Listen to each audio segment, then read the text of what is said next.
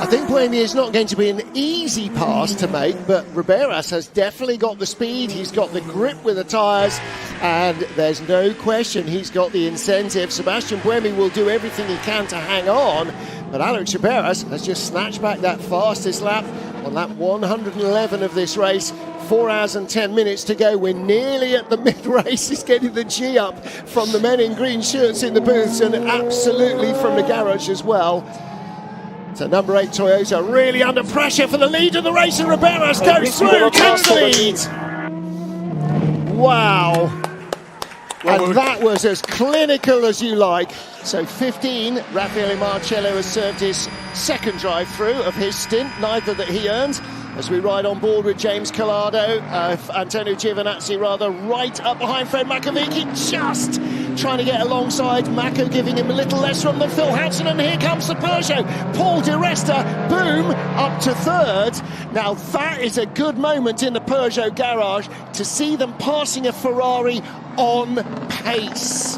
This, they've already said, the boys were saying this morning, the car feels so much better here than it did in Imola because the track suits it more. Excellent. Good news in the booth is we've lost pictures. So that's always good fun. Meanwhile, here comes the 51 Ferrari down the inside of 99. That is for position. And in the points, Antonio Giovinazzi up to 8th place now. This could be a very big run at this point in the race for the 51 car, which, let's be blunt, was absolutely nowhere an hour ago. All of a sudden, big points loom. This is Jovi with a brand new Ferrari contract in his pocket, taking none of that nonsense from the Porsche. While we're watching this on board again, Darren, to the pit wall, grief. That's as close as you can be squeezed. Car 51 team manager to race director immediately. What is going to come the way of Antonio Giovinazzi's Ferrari? Energy still going in. Away they go. Here comes Alpine. Alpine passes the line as the Ferrari starts moving. This is going to be super close. And the Alpine is on hot tyres. He's up to speed. There he is. Got the run. He's got to dive bomb the Ferrari now or never. He's going to do it. He's got momentum.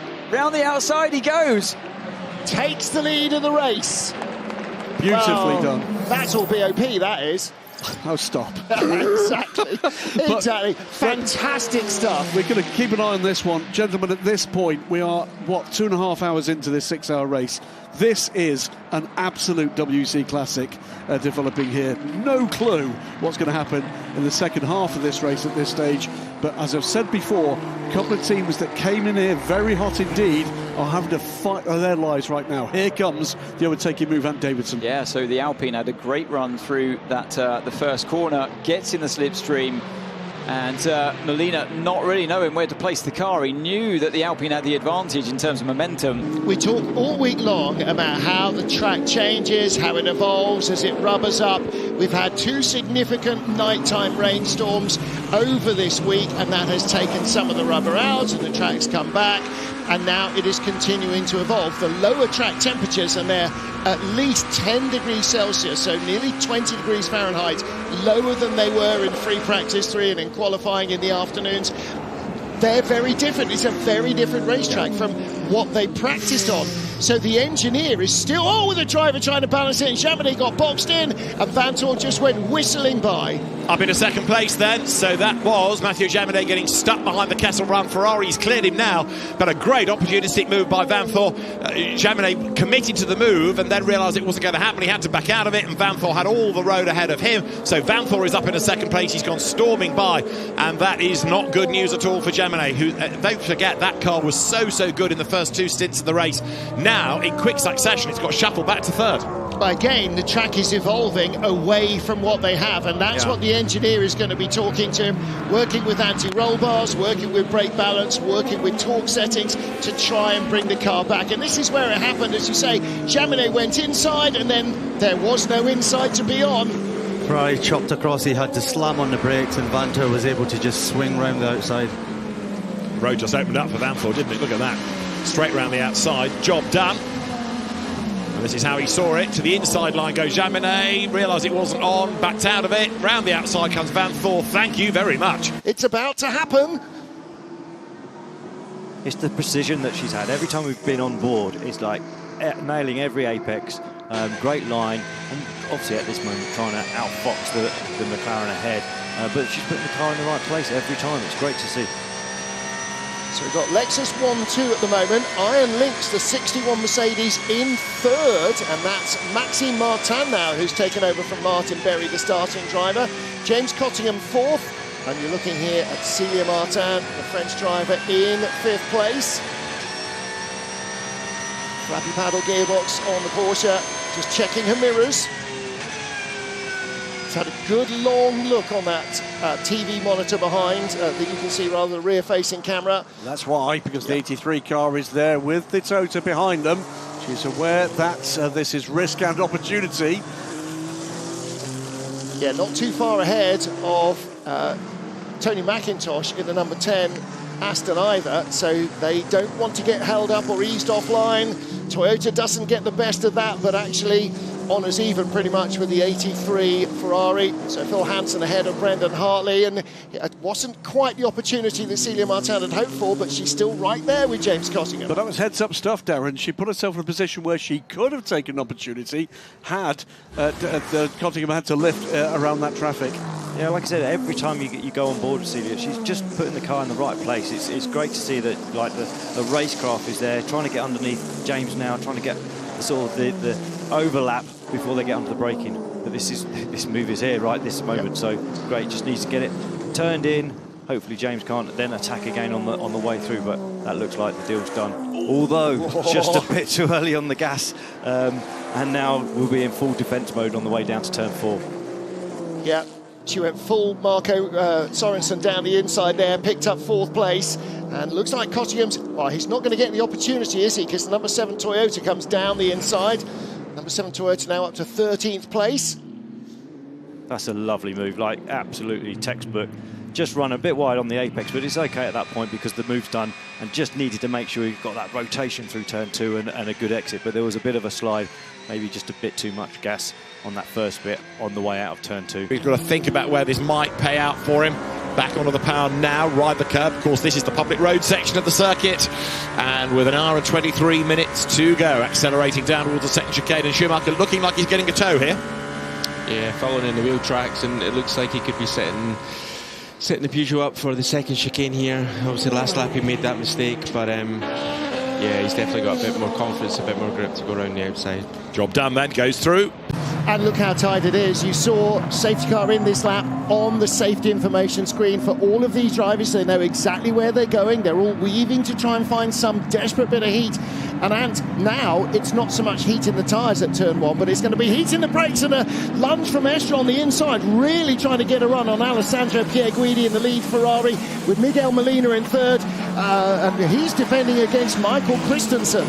Yeah, look at Kevin Estra, keep an eye on him into turn 1. He's going for it, isn't he? He's sending it down the inside. Pierguidi's not going to give up though. Round the outside he goes. There's contact between the two of them, and Estra gets through. Amazing stuff. Max Verstappen, Lando Norris, eat your heart out. They kept it between the white lines, and Kevin Estra right from the get-go. So the Alpine's definitely got the speed here. Look, under threat already is the Ferrari before they even get to Eau Rouge.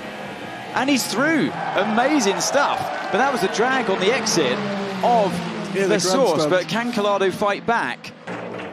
You can hear the crowd cheering that move over the sound of the engines from that huge grandstand. Collado has got clear air now, but the speed of the Alpine, Fred Makovici used his advantage to his advantage. That's a phenomenal pass.